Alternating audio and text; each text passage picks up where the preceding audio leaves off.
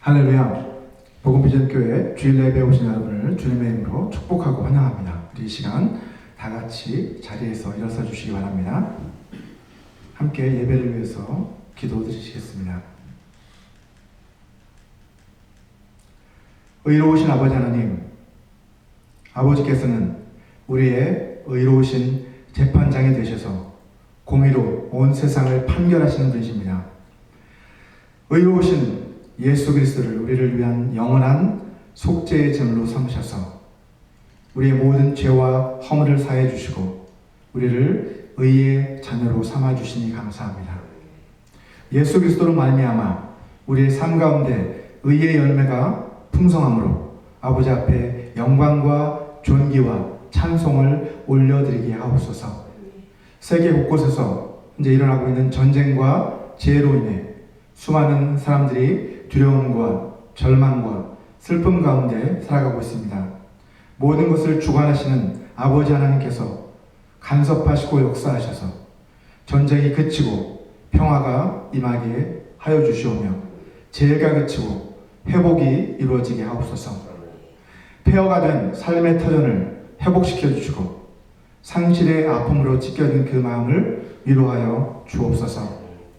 우리로 하여금 슬퍼하는 자들과 함께 슬퍼하고 아파하는 자들과 함께 아파할 줄 아는 참된 이웃이 되게 하옵소서. 이 땅의 고아와 과부와 가난한 사람들을 돌아보는 참된 경건의 삶을 살아가게 하옵소서.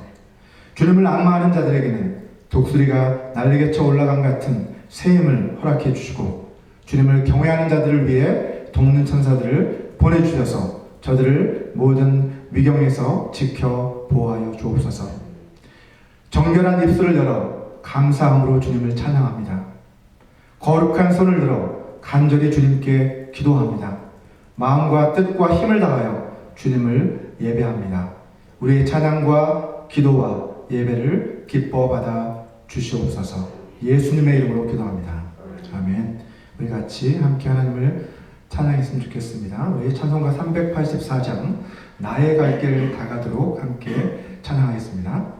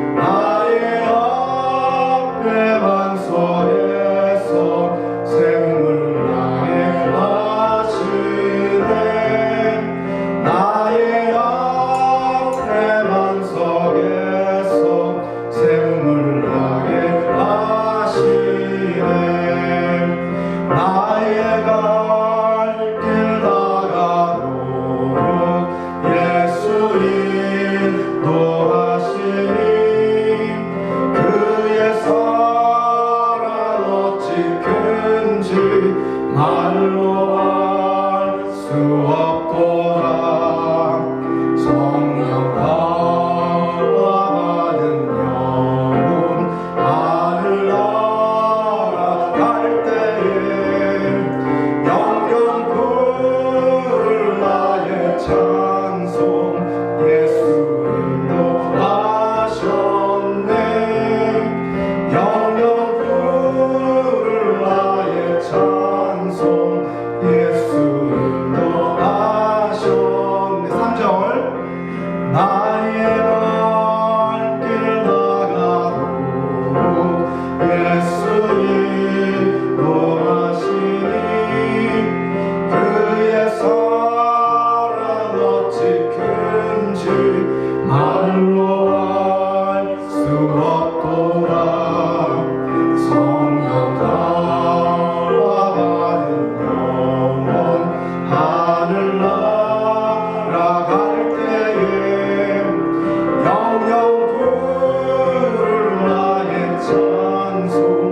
예수 인도하셨네.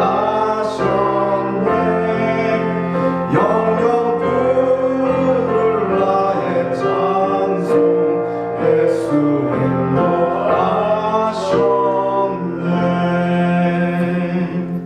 아멘. 우리 계속해서 예수 피를 힘입어 함께 믿음으로 찬양하겠습니다.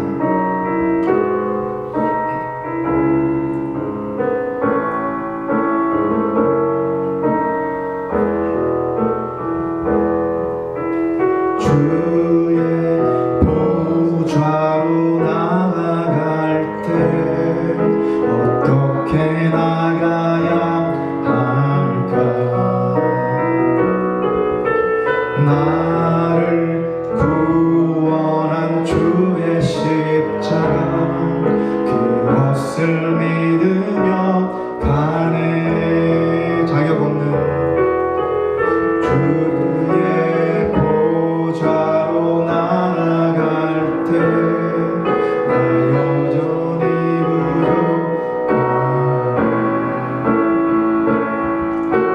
자격 없는 내 힘이 오직 예수님의 보혈로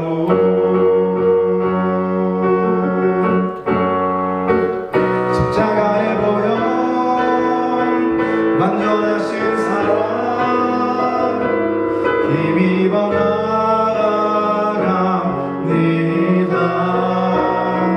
십자가의 보혈 완전하신 사랑 힘입어 예배합니. 주의 보좌로 나아갈 때에 주의 보좌로 나아갈 때 나 여전히 할까. 나를 품으신 주의 그 사랑 그것을 믿으며 가네. 자격 없는 내 힘이 아닌 자격 없는 내 힘이 아닌 오직 예수님의 보혈로 자격 없는 내 힘이 아닌 오직 예수님의 보혈로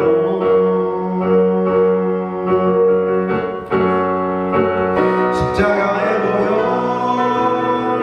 완전하신 사랑 힘입어 나아갑니다. 십자가의 보혈 완전하신 사랑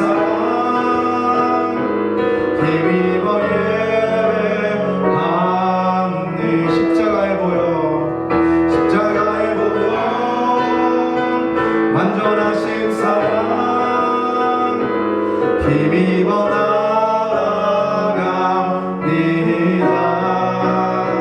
십자가의 보혈 완전하신 사랑 힘입어 예배합니다.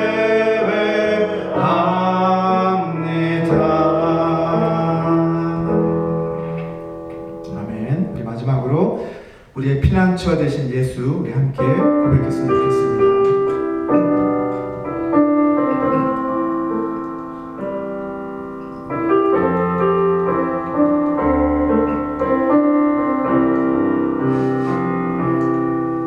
나의 피난처 예수 의지해요. 나의 피난처 예수 의지해요. 나의 가는 길에 거센 바람 몰아쳐와도 나의 피난처 예수 의지해요. 나는 영원히 주님 사랑해요. 나는 영원히 주님 사랑해요. 세상 어떤 것도 나의 사랑 끊을 수 없네. 주님 사랑해요. 아바 아버지, 아바 아버지, 나를 사랑하시니 나의 모든 것 주께 드려요. 아바 아버지, 내가 여기 있으니 주님 영광 위하여 서주세요. 나의 피난처, 나의 피난처 예수 의지해요. 나의 피난처 예수 의지해요. 나의 가는 길에 거센 바람 몰아쳐와도 나의 피난처 예수 의지해요. 나는 영원히 주님 사랑해요. 나는 영원히 주님 사랑해요. 세상 어떤 것도 나의 사랑 끊을 수 없네.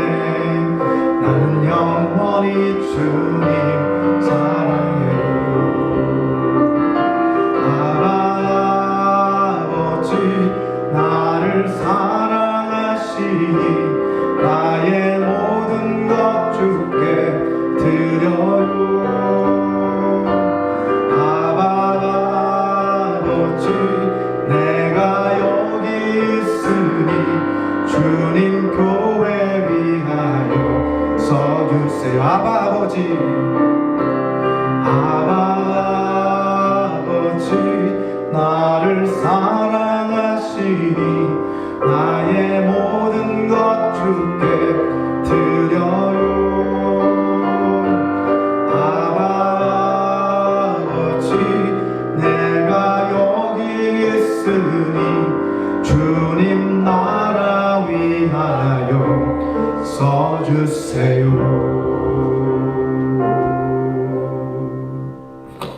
아멘. 감사합니다. 자리에 다 같이 앉으시겠습니다.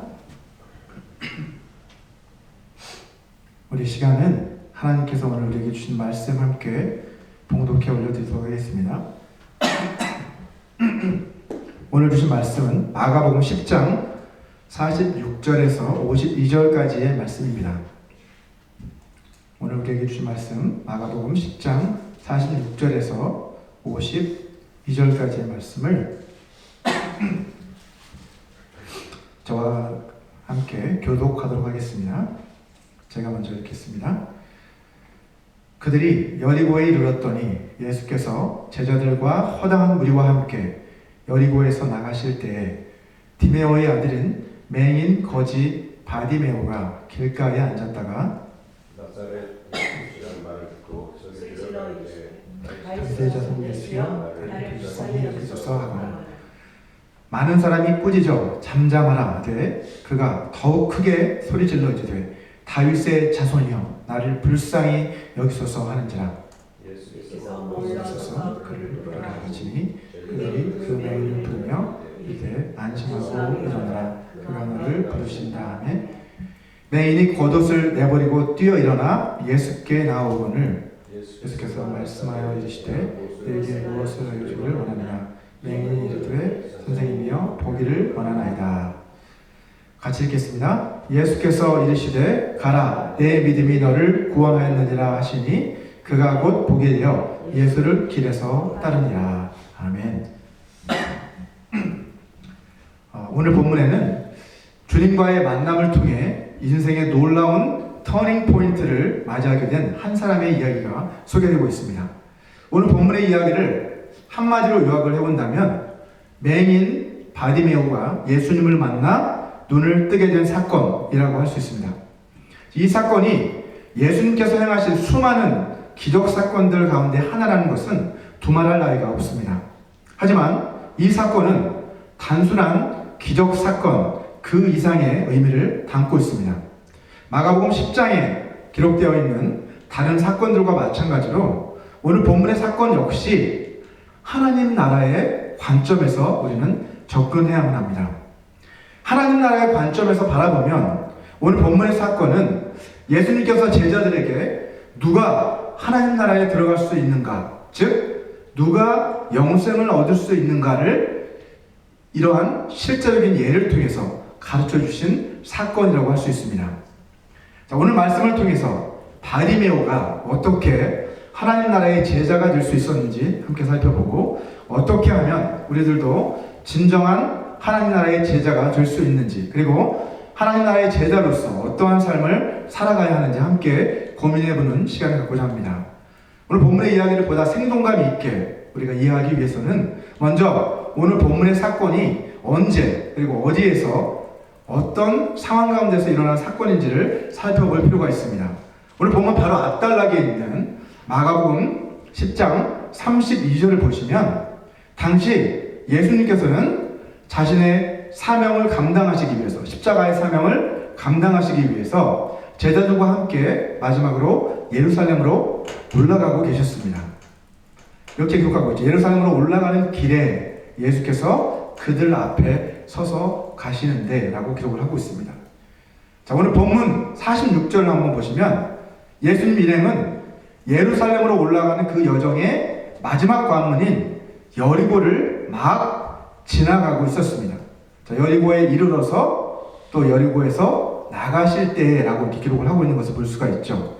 자, 예수님 당시에 여리고는 구약의 여리고와는 다른 도시인데, 이 여리고는 예루살렘으로부터 북동쪽으로 약 15마일, 킬로미터로 약 24km 정도 떨어진 곳에 위치해 있었던 도시였는데요. 당시 예루살렘으로 올라가는 순례자들과 여행객들이 마지막으로 여행에 필요한 그런 물과 식량을 보충하는, 그리고 하룻밤 쉬고 누웠다 갈 수 있는 그러한 도시가 바로 여리고라는 도시였습니다. 또한 여리고라는 도시는 겨울철에도 기후가 온화하고 물 공급이 아주 원활한 도시라서 각종 수목이, 열대 수목들이 우거지고 화초가 만발한 그러한 아름다운 도시였습니다. 역사 기록에 따르면 헤롯 대왕, 헤롯 더 그레이트라는 그 헤롯 대왕이 있잖아요. 그는 여리고를 휴양 도시로 만들기 위해서 이곳에 노천 극장도 짓고 온천 그리고 빌라 같은 것들을 지어놓고 자신을 위한 겨울 궁전, 휴가를 가기 위해서 겨울 궁전도 지었던 그러한 장소가 바로 여리고라고 합니다. 자, 그런데 이처럼 아름답고 풍요로운 여리고의 그 겉모습과는 참으로 대조적으로 그 성문 앞에는 남루한 옷을 걸치고 길가에 쪼그리고 앉아서 구걸을 하고 있는 한 남자가 있었습니다. 그는 바로 맹인 바디메오였습니다. 아마도 바디메오는 사람들의 동량을 받아 하루하루 연명하며 그렇게 살아갔을 것입니다. 아무것도 없는 그런 거지 신세인데다가 눈까지 멀었으니 그의 처지가 얼마나 처량해 보였겠습니까? 한마디로 바디메오는 세상에서 꼴찌 인생을 살아가고 있었습니다. 자, 그날은 이스라엘의 3대 절기 가운데 하나인 유월절을 목전에 둔 어느 날이었습니다. 유대인들에게 있어서 6월절은 우리나라의 민족 대명절인 설 명절에 견줄 만한 그러한 큰 절기라고 할 수 있습니다. 자, 한국에서 설 연휴 때가 되면 수많은 사람들이 고향을 찾잖아요. 그처럼 이스라엘에서는 이맘때만 되면 각처에서 경건한 유대인들이 명절을 지키기 위해서 모두 예루살렘으로 올라갔습니다. 이 때문에 여리고의 거지들에게는 이 무렵이 1년 중 가장 큰 대목이었겠죠. 자, 이 무렵에는 지나가는 행인의 수도 훨씬 더 많았을 뿐더러 대부분 어떤 사람들입니까? 절기를 지키기 위해서 올라가는 경건한 그런 순례자들이 대부분이었기 때문에 평상시보다도 아마 동량도 훨씬 더 두둑했을 것입니다. 자, 그래서 대부분의 거지들은 그날도 어떤 기대를 가지고 나갔겠어요? 오늘도 동량을 두둑이 닦겠지 라고 하는 그런 기대감을 가지고 아마 나갔을 겁니다. 하지만 여러분, 바디메오는 그들과는 전혀 다른 열망을 가지고 있는 사람이었습니다. 바디메오는 예수님을 만나고자 하는 간절한 열망이 있었던 사람이었어요. 두 번째, 자, 그것을 어떻게 알 수 있을까요? 오늘 본문에서 바디메오가 보여준 그 행동들을 자세히 살펴보게 되면 그가 얼마나 간절히 예수님을 만나고 싶어 했는지 알 수 있습니다. 자, 보면 46절을 한번 보시면 예수님 일행이 여리고를 지날 때 허다한 무리가 그 뒤를 따르고 있었습니다. 자, 이 구절과 병행 구절인 누가복음 18장 36절과 37절을 한번 보시면 여기에는 좀 더 그 상황을 상세하게 묘사하고 있는 것을 볼 수 있습니다. 무리가 지나감을 듣고 이 무슨 일이냐고 물은데 누가요? 바리메오가 물었죠. 근데 그들이 나사렛 예수께서 지나가신다 하고 대답해 줍니다. 자, 두 복음서의 내용을 종합을 해보면 자리에 앉아 구걸을 하고 있던 이 바디메오는 수많은 군중이 지나가는 그 소리를 듣고 사람들에게 도대체 무슨 일이냐 하고 물었고, 그 말을 들은 사람들은 나사렛 예수께서 지나가신다라고 그렇게 대답을 해준 거예요. 자, 그 말을 듣고 바디메오는 어떤 반응을 보입니까? 보면 47절을 보시면 바디메오는 예수께서 지나가신다라는 그 소리를 듣고 이렇게 외칩니다. 어떻게 해요? 다윗의 자손 예수여 나를 불쌍히 여기소서 하고 소리를 지르기 시작합니다. 자, 그가 크게 이처럼 소리를 지르는 것은 그만큼 주님을 만나고자 하는 열망이 컸다라는 것을 우리에게 말해주고 있어요. 또한 그가 사람들의 말, 그 대답을 듣자마자 그 즉시 반응을 보인 이것도 역시 이미 그 내면에는 그의 마음속에 어떤 마음이 있었던 거예요? 그 얘기를 듣자마자 반응을 보인 것은 예수님이라는 분에 대한 생각을 이미 알고 있었고 그분에 대한 그죠? 그분을 만나고자 하는 그 열망이 가득했다라는 것을 보여주고 있는 거예요. 자, 비록 그 당시는 지금처럼 TV도 인터넷도 소셜 미디어도 없었지만 예수님에 대한 그 소문은 어떻게 해요? 사람들의 입에서 입으로 전해지기 시작해서 온 유대와 갈릴리 사방으로 퍼져나갔다라고 누가복음 7장 17절은 우리에게 말씀해주고 있습니다. 자, 바디메오도 소문을 통해서 예수님이 수많은 병자들을 고쳐주신 그 이야기들을 전해 들었을 것입니다. 그런데 그 이야기들 중에서 그의 마음을 사로잡는 소식이 있었어요. 어떤 소식이었겠습니까? 아마도 그것은 예수님이 눈먼 자들의 눈을 뜨게 해주셨다라는 그러한 소식이었을 것입니다. 그가 예수님을 만나고자 하는 그러한 강한 열망을 품게 된 것도 아마 이 소식을 듣고 난 이후부터일 것입니다. 자, 앞을 전혀 볼 수 없었던 바리메오가 그 상황에서 예수님을 만나기 위해서 할 수 있었던 최선의 방법은 예수님이 들으실 수 있도록 아주 크게 소리를 지르는 것 뿐이었습니다. 그가 어찌나 크게 소리를 질렀던지 한두 사람도 아니고 많은 사람이 그에게 어떻게 합니까? 조용히 해. 잠잠하라. 다섯 말해서 영어로 하면 쉬어라 이런 뜻이죠. 그죠? 입 다물어 조용히 해 라고 그렇게 그를 꾸짖는 것을 볼 수가 있습니다. 마가복음 10장 48절이죠. 자, 그런데 여기서 우리가 한 가지 주목해야 할 점이 있습니다. 그것은 바로 바디메오가 예수님을 뭐라고 부르고 있어요? 다윗의 자손으로 고백하고 있다는 사실입니다. 사람들은 그에게 나사렛 예수가 지나가신다라고 말해주었지만 그는 그 얘기를 듣고 예수님을 나사렛 예수여라고 하지 않고 다윗의 자손이여 라고 부르고 있는 것을 볼 수 있어요. 당시 유대인들 사이에서 다윗의 자손이라는 표현은 여러분 잘 아시겠지만 하나님께서 장차 다윗의 혈통을 통해 보내주시겠다라고 약속하신 메시아 곧 그리스도를 뜻하는 표현이었습니다. 자, 물론 제자들을 포함해 당시 주님을 따르고 있던 대부분의 사람들은 예수님이 바로 자신들이 그동안 기다려온 다윗의 자손 곧 메시아라고 그들도 생각하고 있었습니다. 요한복음 6장 14절과 15절을 우리 다 같이 한번 읽어보도록 하겠습니다. 요한복음 6장 14절부터 시작. 그 사람들이 예수께서 행하신 이 표적을 보고 말하되 이는 참으로 세상에 오실 그 선지자라 하더라. 그러므로 예수께서 그들이 와서 자기를 억지로 붙들어 임금으로 삼려는 줄 아시고 다시 혼자 산으로 떠나가십니다. 아멘. 자, 여기서 예수님께서 행하신 그 표적이란 보리떡 5개와 물고기 2마리로 수천 명을 먹이신 그 오병이어의 기적 사건을 말하는 것이죠. 자, 그리고 세상에 오실 그 선지자라는 것은 하나님께서 장차 보내주시겠다고 약속하셨던 메시아를 의미하는 것입니다. 자, 오병이어의 그 기적을 직접 두 눈으로 목격하고 체험했던 그 유대인들은 바로 이분이야말로 이 예수님이야말로 자신들을 어떻게 해요? 먹여 살리고, 그죠? 그리고 자신들을 로마의 그 압제로부터 해방시켜 줄 수 있는 메시아다라고 그렇게 그들은 생각했기 때문에 예수님을 어떻게 해요? 강제로라도 붙잡아서 그분을 왕으로, 자신들의 왕으로 추대하려고 했던 것입니다. 이처럼 당시 대부분의 유대인들은 잘못된 정치적 메시아 사상에 물들어 있었습니다. 자, 그래서 예수님을 향해 소리 지르고 있는 이 바디메오에게 입을 다물라 라고 단체로, 집단적으로 협박을 지금 가하고 있는 것이죠. 이것이 바로 여러분 다수결의 원칙이 가지고 있는 가장 큰 폐해라고 할 수 있습니다. 다수가 자신들이 가진 그 힘으로 소수를 억압하는 것은 분명 악한 일입니다. 자, 앞에서 제자들이 어린 아이들로 인해서, 여러분 어린 아이들이 예수님 앞에 축복받으려고 나오잖아요.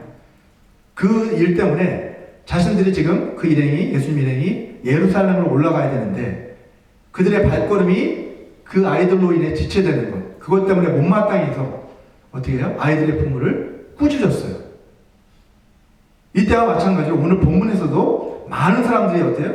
똑같은 이유로 빨리 지금 예루살렘에 올라가서 왕으로 추대해야 되는데 이 바디메오라는 한 맹인 거지 한 사람 때문에 지금 지체되니까 그를 꾸짖고 있는 거예요.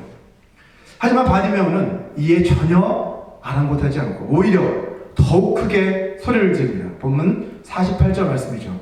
그가 더욱 크게 소리질러 이르되 다윗의 자손이여 나를 불쌍히 여기소서 라고 그는 외칩니다. 여러분 바디메오는 이번 기회가 아니면 다시는 주님을 만날 기회가 자신에게 오지 않을지도 모른다라는 그런 절박한 심정이었기 때문에 이렇게 크게 소리를 지르고 있는 거예요. 여기서 우리는 바디메오가 얼마나 간절히 주님을 만나고 싶어 했는지를 다시 한번 확인할 수가 있습니다. 자, 세 번째로 바디메오는 하나님의 약속에 바탕을 둔 그러한 믿음을 가지고 있었습니다. 다른 유대인들과 마찬가지로 바디메오도 예수님을 다윗의 자손이라고 믿었어요. 다른 유대인들도 예수님을 다윗의 자손이라고 생각했습니다. 하지만 다른 유대인들이 품고 있었던 그 메시아상과 바디메오가 생각하는 메시아의 그 모습은 서로 분명한 차이가 있었어요. 당시 유대인들은 오직 하나님만이 맹인의 눈을 뜨게 하실 수 있다라고 생각했습니다. 그것이 일반적인 생각이었어요. 이러한 그들의 생각이 잘 나타나 있는 곳이 바로 요한복음 9장입니다. 요한복음 9장에 보시면 예수님께서 나이 때부터 맹인 되었던 어떤 사람을 고쳐주신 사건이 9장에 기록이 되어 있습니다. 요한복음 9장 24절을 한번 보시면 이렇게 기록을 하고 있죠. 이에 그들이 맹인이었던 사람을 두 번째 불러 이르되 너는 하나님께 영광을 돌리라. 우리는 이 사람이 죄인인 줄 아노라. 자, 그 사람을 불러서 넌 하나님께 영광을 돌려야 돼. 그 사람이 아니라 하나님께 영광을 돌려야 돼. 왜냐? 그 사람은 죄인이기 때문에 그래. 라고 이렇게 어떻게 보면 약간 협박성, 그죠? 너 안 그러면 너 어떻게 될 수도 있어. 이런 협박성의 그런 경고를 하고 있습니다. 하지만 맹인이었던 이 사람은 어떤 반응을 보이냐면, 자, 요한복음 9장 17절, 9장 17절을 보시면 그 사람들이 너는 그를 어떤 사람이라고 생각하느냐라고 그들이 바리새인들이 묻습니다. 그러자 뭐라고 대답을 해요? 이 사람은 그분은 선지자입니다. 라고 이렇게 대답을 하는 것을 확인할 수가 있어요. 용감하죠. 보지 못했던 이 사람, 바리새인들이 이렇게 막 다그치고 경고하고 뭐 이러는데도 불구하고 자, 이제 소신껏 나는 그분을 선지자라고 생각합니다. 라고 이렇게 대답합니다. 요한복음 9장 31절에서 33절의 그 말씀을 보시면 그가 예수님을 어떻게 생각하고 있었는지 좀 더 구체적으로 나와 있습니다. 같이 한번 읽어보겠습니다. 시작. 하나님이 죄인의 말을 듣지 아니하시고 경건하여 그의 뜻대로 행하는 자의 말은 들으시는 줄 우리가 아나이다. 창세 이후로 맹인으로 난 자의 눈을 뜨게 하였다함을 듣지 못하였으니 이 사람이 하나님께로부터 오지 아니하였으면 아무 일도 할 수 없으리이다. 참 맹인이 한 이 말이 참 놀랍습니다. 그렇죠? 어떻게 보면 맹인이었다면 사실 이렇게 성경에 대해서 많이 알 수 있는 그런 상황이 아니었을 텐데 어쨌든 이 사람은 굉장한 그러한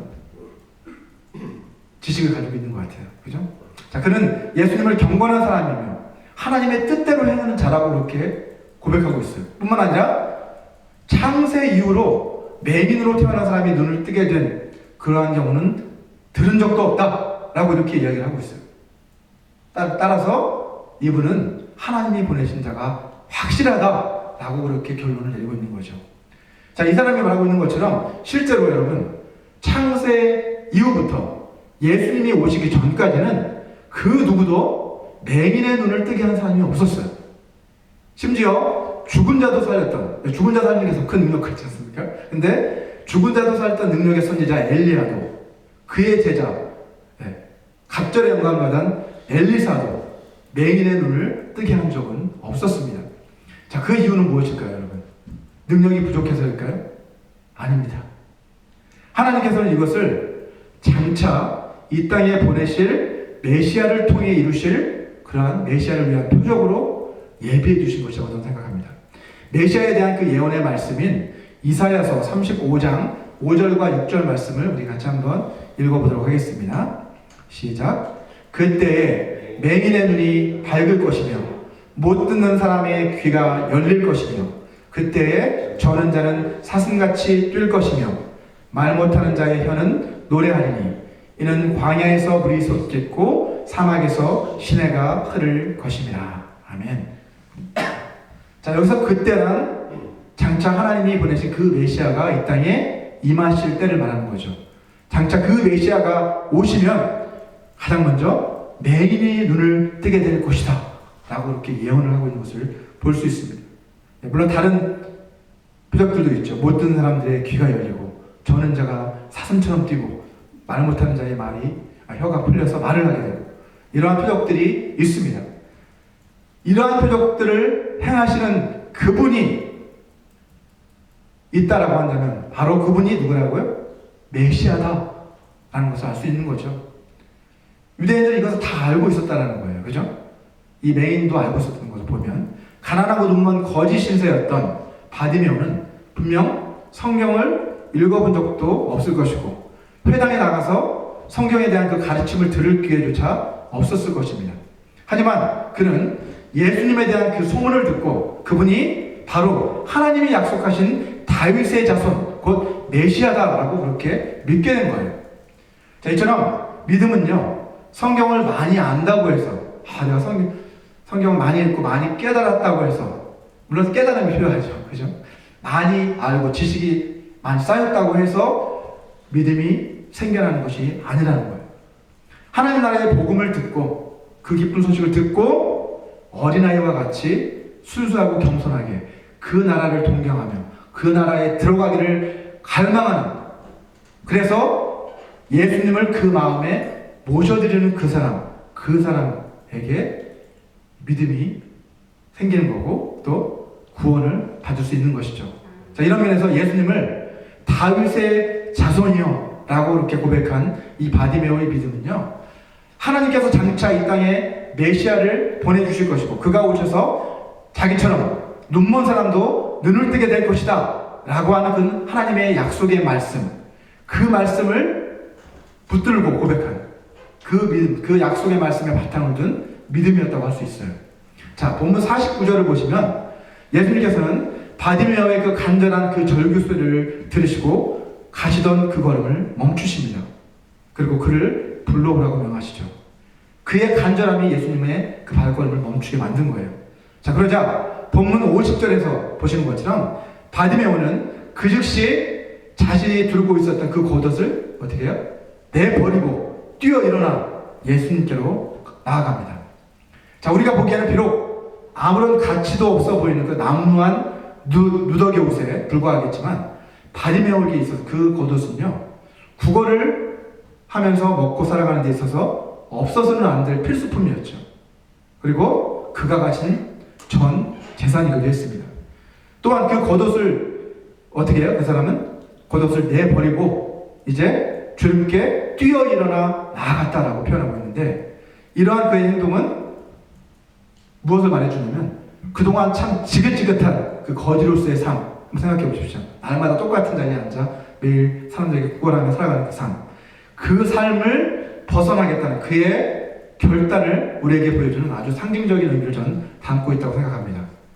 겉옷을 버리고 뛰어 일어난 그 행동, 그것도 역시 주님을 얼마나 간절히 만나고자 했었다라는 그의 열망을 우리에게 잘 나타내주는 표현이라고 할 수 있습니다.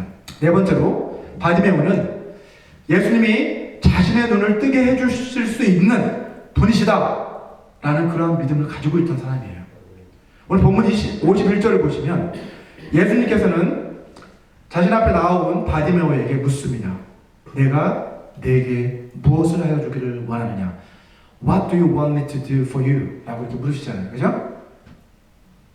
지금 예수님께서는 바디메오가 무엇을 원하는지 잘 몰라서 이런 질문을 하고 계신 것이 아닙니다. 또 그에게 믿음이 있는가 없는가 테스트하시기 위해서 이런 질문을 하고 계신 것도 아니에요. 만약 바디메오에게 보고자 하는 그 열망과 믿음이 있는지 확인하시는 것이 그 목적이었다면 주님께서는 질문을 이렇게 하셨겠죠. 다른 병자들에게 하셨던 것처럼 내가 낫고자 하느냐 라고 물으셨든지 아니면 내가 믿느냐 라고 이렇게 직설적으로 물으셨겠죠. 하지만 내가 내게 무엇을 해주기를 원하느냐 라고 이렇게 물으십니다.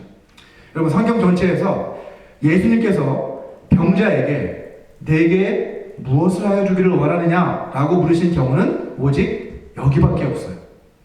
저는 설교를 준비해 나가면서 주님께서 바디메오에게 이런 질문을 하신 데에는 어떤 분명한 의도가 담겨 있을 것이다 라는 그런 확신이 들었습니다. 그래서 오늘 본문의 전후 문맥을 다시 한번 살펴보다가 오늘 본문 바로 앞단락에서 주님이 똑같은 질문을 야고보와 요한에게 하셨다는 것을 발견하게 되었습니다. 우리 마가복음 10장 36절 말씀을 같이 한번 읽어볼까요? 이르시되 너희에게 무엇을 하여 주기를 원하느냐? What do you want me to do for you? 영어로는 똑같죠, 그죠? 영어로는 단어 하나 틀리지 않고 똑같은 질문입니다. 헬라어 원문으로 봐도 36절에서 오늘 본문 앞에 있는 36절에서는 대상이 2인칭 복수형이라는 점, 그리고 오늘 본문에서는 단수형, 2인칭 단수형이라는 점, 이 점만 빼고는 다 똑같은 단어들이 사용이 되고 있어요. 같은 질문이에요. 그러니까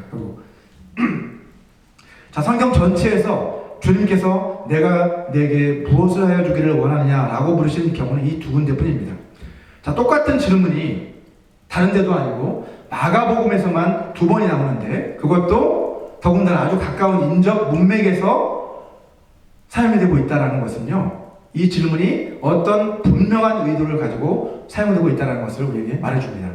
자, 저는 이 질문이야말로 내가 네게 무엇을 하여 주기를 원하느냐 라는 이 질문이야말로 이 두 사건을 서로 연결해주는 중요한 연결고리라고 생각합니다.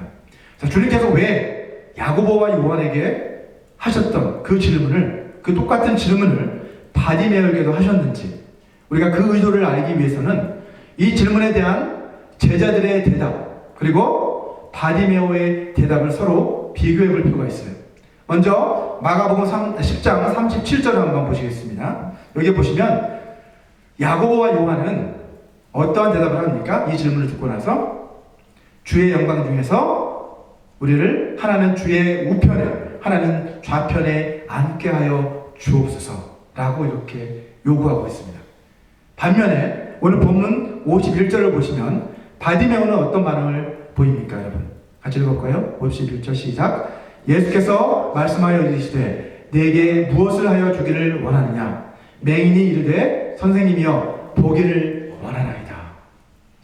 사실 맹인이었던 바디메오가 보기를 원하는 것 너무나 당연한 일 아닙니까? 하지만 우리가 여기서 놓치지 말아야 할 중요한 사실이 있습니다. 그것은 바로 맹인이 눈을 뜨게 해달라는 그 요구. 한번 생각해 보세요. 맹인이 아무한테나 내 눈을 뜨게 해주십시오라고 요구할 수 있겠습니까? 없죠. 그죠? 우리 이 점을 놓치기가 쉬워요. 당연히 자기 원하는 게 눈을 뜨는 거 당연한 거 아니야 라고 생각하기 쉽지만 사실은 그것을 요구할 수 있는 것은 별개의 문제입니다. 바디메오가 주님의 말씀을 듣고 주저하지 않고 보기를 원합니다. 내가 내게 무엇을 해주기를 원하느냐 했을 때 저는 보기를 원합니다 라는 말은 뭐예요? 주님께서 저의 눈을 뜨게 해주시기를 원합니다 라는 대답인 거예요. 주님이 저의 눈을 뜨게 해줄 수 있다는 사실을 저는 믿습니다. 이렇게 고백하는 것과 마찬가지라는 것이죠. 오늘 본문 52절 앞부분을 한번 보시면 예수님께서는 이런 그의 믿음을 보시고 뭐라고 인정하세요? 내 믿음이 너를 구원하였느니라 라고 선포하십니다. 그 믿음은, 다시 말해서 그에게 어떤 믿음이 있었다는 거예요? 너를 구원하는 그 믿음이 너에게 있다 라고 인정해 주신 거예요. 구원을 얻게 해주는 그 믿음은 어떤 믿음일까요, 여러분? 구원을 얻게 해주는 믿음, 그것은 우리가 잘 알지만 예수님을 자신의 구세주와 주인으로 고백하는 그 믿음이 바로 구원을 얻을 수 있게 해주는 믿음입니다. 로마서 10장 9절 말씀을 같이 한번 우리의 믿음을 담아서 한번 고백해 보겠습니다. 시작. 내가 만일 내 입으로 예수를 주로 시인하며 또 하나님께서 그를 죽은 자 가운데서 살리신 것을 내 마음에 믿으면 구원을 받으리라. 아멘. 이 믿음이 구원을 얻게 해주는 믿음이라는 것이죠. 다섯 번째로 바디메오는 세상에서는 꼴찌였습니다. 하지만 예수님을 만나 하나님 나라의 첫째가 된 사람이었습니다. 다시 본문 52절 뒷부분을 한번 보시면 주님께서는 바디메오에게 가라 라고 말씀하셨지만 바디메오는 눈을 뜨고 난 뒤에 어떻게 해요? 곧바로 예수님을 길에서 따르니라 라고 기록을 하고 있어요. 만약 제가 바디메오였다면 주님이 가라 라고 말씀하셨을 때 할렐루야 감사합니다. 그죠? 당장 보고 싶은 가족들에게 달려갔을 것 같습니다. 얼마나 보고 싶었겠어요. 그죠? 만약 바디메오의 가족들이 없었다고 해도 분명 그에게도 보고 싶은 친구들과 이웃들이 있었을 겁니다. 또한 눈을 뜨게 되면 하고 싶었던 그 일들이 얼마나 많았겠어요. 그죠? 가라고 하시는데 가서 그것을 즐기면 되지 않습니까? 눈을 뜨게 된 이 바디메오는 이제부터 무엇이든 자기가 원하는 것을 하면서 원하는 것을 보면서 그렇게 살아갈 수 있었습니다. 아마도 예수님에 대한 그 소문을 듣기 전까지 바디메오는 아무런 소망도 없는 삶을 살았을 겁니다. 하지만 어느 날 예수님에 대한 그 소문을 듣고 난 뒤부터 언젠가 예수님을 만나 눈을 뜨고 싶다라는 그러한 열망이 그에게 생겼을 겁니다. 그리고 마침내 주님을 만나 눈을 뜨게 된 그 바디메오는 이제 그 소망을 이루었잖아요. 그죠? 그런데 또 다른 소망이 생긴 거예요. 이분이야말로 나에게 참 소망을 주시는 분이시구나라는 걸 깨닫는 바디메오는 이제 바로 예수님을 따르기로 결단을 내리게 된 것입니다. 마치 예수님의 비유에 나오는 밭에 감추인 보화를 발견한 그 사람처럼 바디메오는 예수님이라는 그 보화를 발견하고 이제 모든 것을 다 내려놓고 자기가 하고 싶고 보고 싶었던 모든 것 대신에 예수님을 따르는 그러한 제자의 삶을 살아가기로 결단을 내린 것입니다. 주님의 제자들이 어때요? 배와 그물을 다 버려두고 예수님을 따랐던 것처럼 바디메오 역시 주님의 제자로서 그 즉시 주님을 따르기로 결단한 거예요. 오늘 본문의 사건을 통해서 주님께서는요, 첫째가 되려고 서로 다투고 경쟁하고 있었던 그 제자들을 향해서 너희는 하나님 나라에서 첫째가 되고자 하는 자는 꼴찌가 되고 꼴찌가 되고자 하는 자는 첫째가 된다라는 그 진리를 다시 한번 그들에게 실제적인 바디메오라고 하는 이 사람의 기적사건을 통해서 그들에게 가르쳐주고 계신 겁니다. 또 우리에게 가르쳐주고 계신 거예요. 영생을 얻고 싶어서 예수님을 찾아온 한 부자 청년은요, 자신이 가진 그 재물을 포기하지 못하고 주님을 따르는 그 영생의 길을 포기하고 맙니다. 이런 면에서 이 부자 청년은 세상에서는 첫째가 된 사람이었잖아요. 그죠? 사람들이 인정해주는 첫째가 된 사람이었지만 하나님 나라에서는 꼴찌가 된 그런 대표적인 성경의 인물이라고 할 수 있습니다. 이와 반면에 눈을 뜨고 세상을 보고 싶어서 예수님을 찾아온 이 맹인 거지 바디메오는 주님과의 그 만남을 통해서 오직 주님만이 참 소망이심을 깨닫고 주님을 따르는 영생의 길을 선택합니다. 상반되잖아요.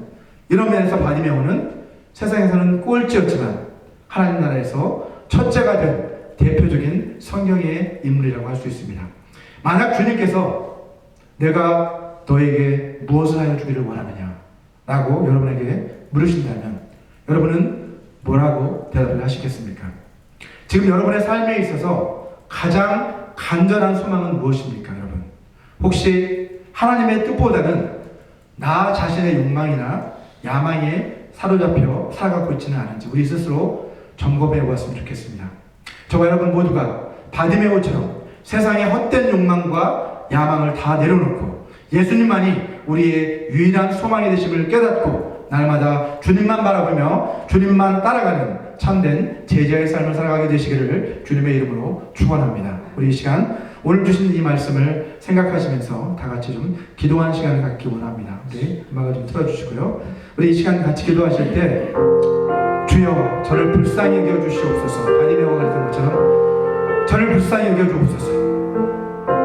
우리 가정을 불쌍히 여겨주옵소서. 우리 자녀를 불쌍히 여겨주옵소서. 우리 교회를 불쌍히 여겨주옵소서. 우리 나라를, 이 나라를 불쌍히 여겨주옵소서 하고 우리 같이 기도했으면 좋겠습니다. 우리를 붙잡고 있는 세상의 헛된 욕망, 야망 이것을 다 내려놓고 주님만을 우리의 유일한 소망으로 삼고 주님을 따르는 제자의 삶을 살아갈 수 있게 도와달라고 우리 다 같이 기도하시겠습니다.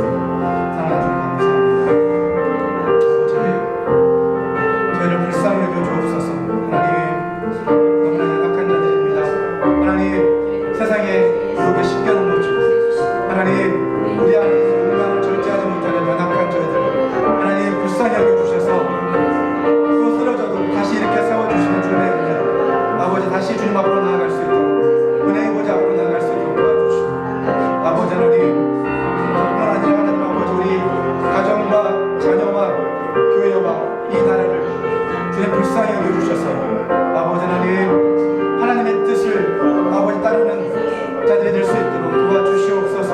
아버지 하나님 우리가 아버지 품고 있는 헛된 욕망들 헛된 야망들을 다 내려놓기 원합니다.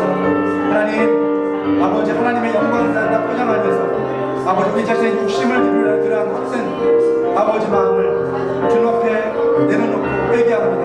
하나님 아버지 저희를 변화시켜 주셔서 다시 아버지 주님을 만났던 그 자리로 돌아갈 수 있게 도와주시고 아버지 다시 한번 정말 아버지 하나님 주님 안에서 아버지 주님의 사랑을 깨닫는 저희들 될 수 있도록 아버지 하나님 바디메오처럼 세상의 꼴찌와도 같았던 저희들을 불러주시고 세상의 첫째로 삼아주신 주님 아버지 저희들도 아버지 그러한 삶을 살아갈 수 있도록 주님만을 위한 소망으로 삼고 살아갈 수 있도록 모든 것을 내려놓고 주님을 따르는 삶을 살기로 결단하는 저희들 될 수 있도록 주여 도와 주시옵소서. 예수여 저희를 불쌍히 여겨 주시옵소서. 주여 불쌍히 여겨 주시옵소서. 저희를 불쌍히 여겨 주시옵소서. 하나님 함께하여 주시옵소서. 예수 도와 주시옵소서. 예수 도와 주시옵소서. 교일이 풍성하신 아버지 하나님 우리 가정과 교회와 나라를 불쌍히 여겨 주시옵소서. 세상의 꼴찌였던 바디메오가 주님을 만나 하나님 나라의 첫째가 된 것처럼 우리들도 세상의 헛된 욕망과 야망을 모두 내려놓고 주님만을 우리의 유일한 소망으로 삼고 날마다 주님을 닮아가는 하나님 나라의 첫째들이 되게 하옵소서. 지난 한 주간도 우리를 지켜주시고 우리 삶의 모든 필요를 공급해 주신 주님의 은혜에 감사해서 이 시간 예물지를 주님 앞에 드립니다. 기뻐 받아 주시옵소서. 주님 나라 영광을 위해 사용하여 주시옵소서. 예수님의 이름으로 기도합니다. 아멘. 우리 이 시간 다 같이 자리에서 일어나셔서 결단의 찬양 다시 복음으로 우리 함께 고백하고 축도로서 예배를 마치도록 하겠습니다.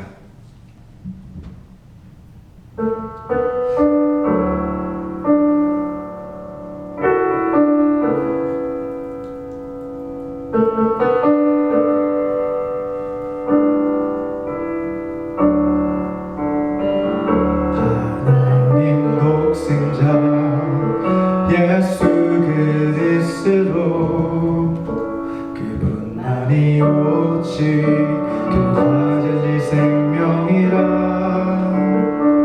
세상 다 변하고 사람들 변해도 나에겐 복음 십자가뿐이라 하나님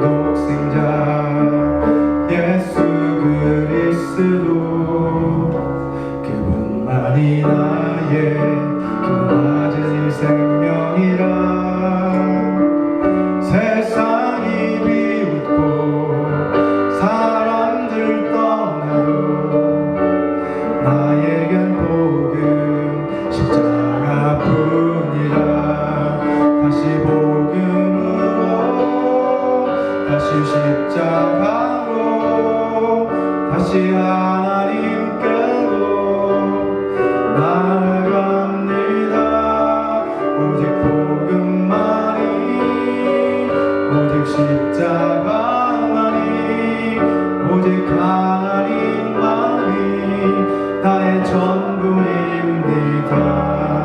다시 복음으로 다시 십자가로 다시 하나님께로 나아갑니다. 오직 복음만이 오직 십자가만이 오직 하나님만이 나의 전부입니다.